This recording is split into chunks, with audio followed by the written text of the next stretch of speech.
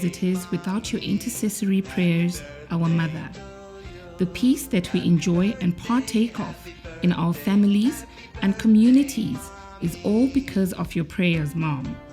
You are changing our lives for the better, and we cannot pretend as if we're not seeing all these notable changes that your prayers are causing.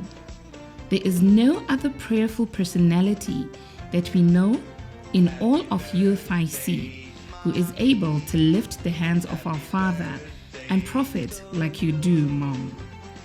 Forever we are grateful to God for giving us an umbrella in you. Today, we are so excited and happy to celebrate the birth of our chief intercessor in our house. Mom, as your children in the UFIC Harare Intercession Department, we love you and we honor you today.